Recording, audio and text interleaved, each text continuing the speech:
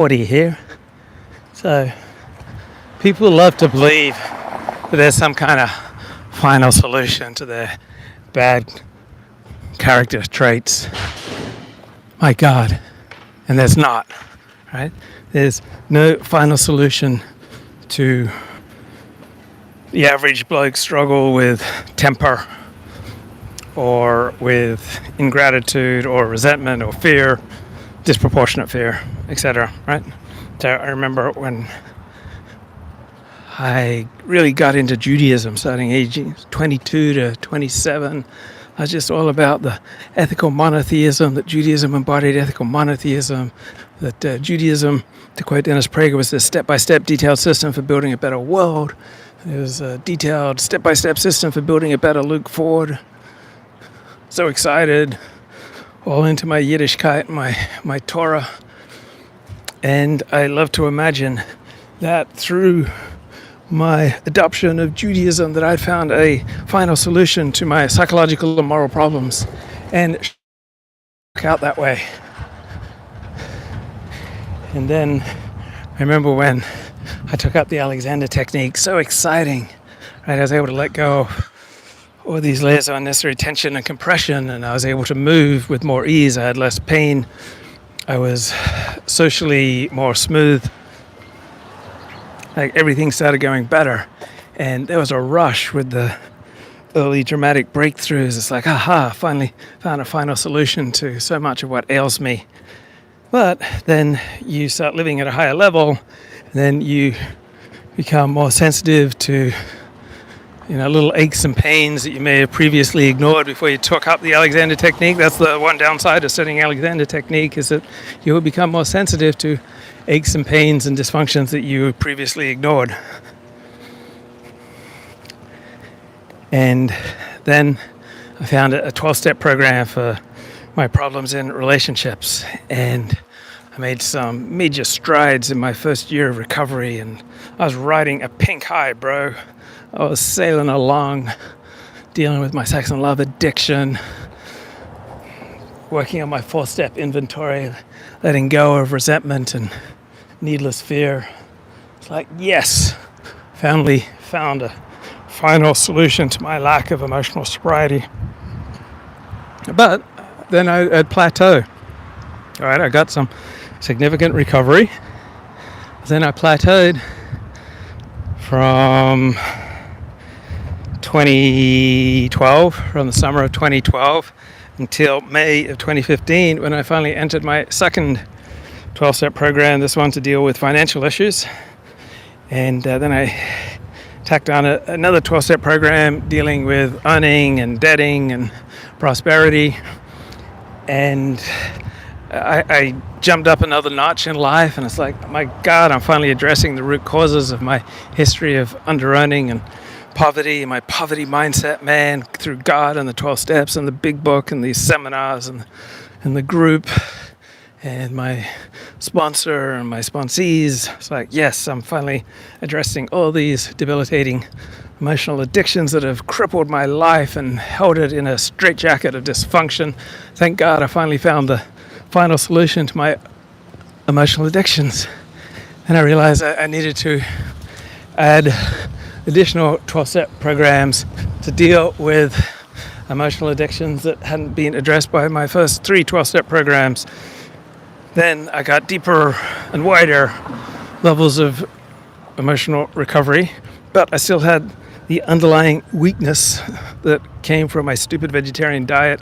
So I finally found beef organ capsules, God be praised, 2.5 years ago, and I found my old animal spirits and my vitality and overcame so many health problems now that just taking my 6 beef organ capsules from Ancestral Supplements every morning, and I could now go out and walk 10 miles and I wouldn't get sick the next day, and God be praised, I'd rediscovered my masculinity.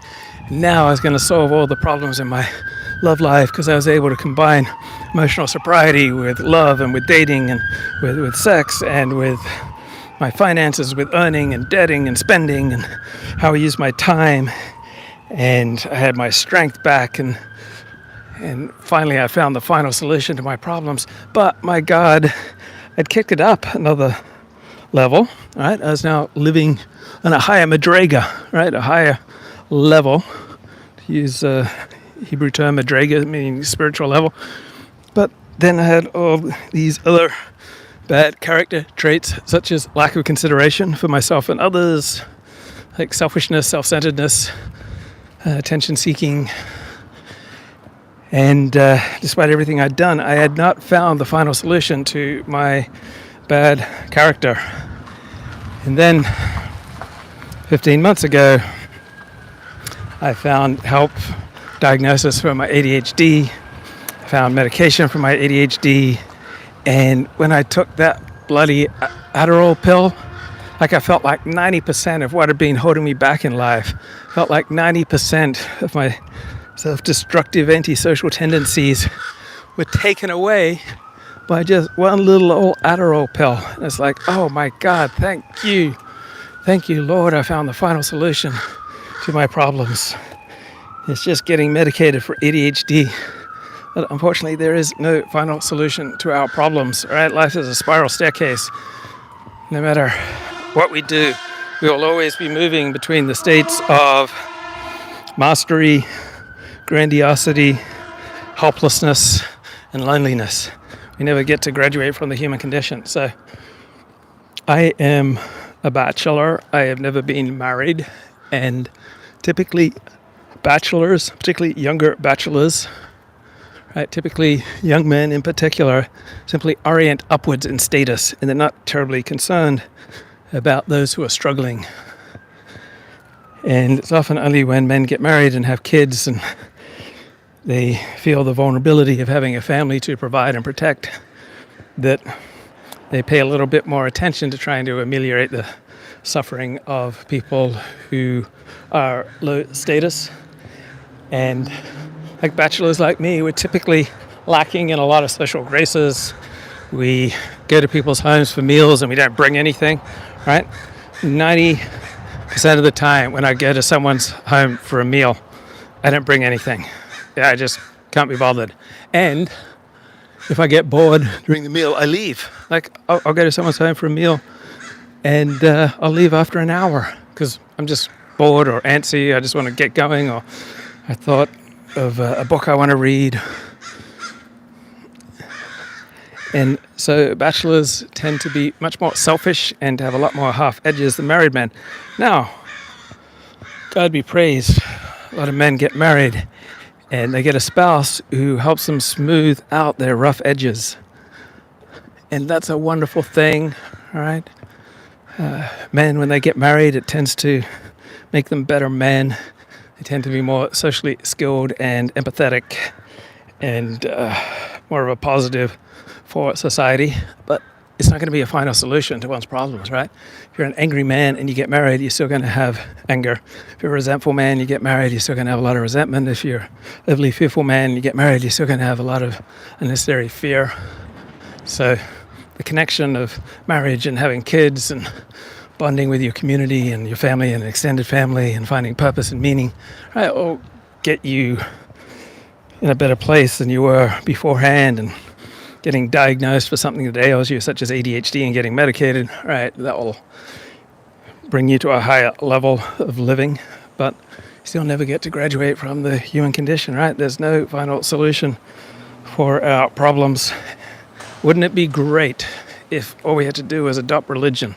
Right? A lot of people who adopt religion, convert to a new religion, right? They are so enthused about their conversion. They think, aha, I found the final solution to my problem. It's all there. It's in the Torah.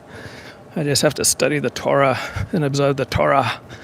And my bad character traits will be obliterated and my nefesh, my soul, will be washed clean in the well springs of Torah. But there's no final solution for the fallibility of being human. There's no one narrative. There's no one system, there's no one technique, there's no one 12-step program, there's no one modality that's going to smooth out all of your bad character traits. But, it's so tempting to think so. Now, you may be shocked to learn that I tend to end my live streams in an abrupt manner. Right? I get tired, I get hungry, I get impatient and I say, that's it, bye-bye. And that's the end of the live stream. And you may be shocked to find out that this lack of inhibition, right, extends to how I end a lot of my personal phone calls. I had a girlfriend who pointed out, you don't end a phone call like a normal person. Normally a phone call will have a rhythm, or wax and or wane, and then as the phone call wanes, then people will start to move towards saying goodbye. But I just go right to, bye, I'm going to run. Right, so probably a bad trait that would be somewhat smoothed through getting married. But it's an impatience, it's a lack of flexibility that I have with dealing with other people, like used to having things on my terms. And I just have the inclination, I want to bounce, I want to run, I want to be free, I want to get going, I want to return to listening to this podcast, or I want to call someone else, or I just thought of notes for a blog post I want to write. And I just, bam, I end the conversation in a fairly unflexible manner. And you may well be shocked to learn that this lack of rhythm does not only extend to my telephone conversations. I've been known in a certain joint activity to have taken a rather punitive approach rather than a sharing, caring, reciprocal rhythm, but rather it's been all about me and me taking what I want and not trying to establish a rhythm, ignoring the rhythm, just taking what I want, God forbid, God forbid. So usually if you have a character flaw in one specific area of life, such as the abrupt way I end my shows, well, guarantee you that flaw will be all over my life. So I tend to end my telephone calls abruptly. I tend to bow out of social engagements abruptly. I hate saying goodbye at social engagements. It just seems like a waste of time. So I know with a normal person, they'll take a few minutes to say goodbye, but I just don't have the patience, and I tend to want to end social engagements abruptly. I'm not the most flexible person. I had a sponsee say, hey, I was thinking of coming to LA and we could hang out. And then later he said, man, I heard so much panic in your voice because I've got this like regulated, not terribly flexible life, and the thought of like someone just coming into town and taking up hours and hours of my time sounded like I had a panic attack. That's what I was told. So yeah, usually after 2-3 hours I start getting impatient and need to spend more time on my own. Say yes to life. Say maybe to 40. Where am I? I'm outside Beverly Hills. Let's drink some water. Bit unstable for me, lads. I'll say they make a lot more money. I'm always waiting for some photos to come out from behind a dumpster. Oh, some photographers to come out. And I was 40. What you doing, Hefe? Yeah, so I am totally down with the gimbal, right? So that the video is not so jumpy, like poor Glib Medley. It made him seasick and just uncomfortable, and the poor man had to go. But that has a negative effect on other people, right? It seems like among normies, they don't like to walk down the street and see someone talking to their phone on a gimbal, as opposed to someone talking to their phone when it's just handheld. It's just like any other phone conversation. It's not nearly as disturbing to the wider community. And so it's not just about me, bro. I have to take into consideration the effect of my live streaming on others, and walking down the street with my phone on a gimbal as I dispense my life wisdom. It's not as much fun, right? People find it disturbing. People get out of the way, right? It disturbs the peace and the tranquility of other people, and I don't like doing that.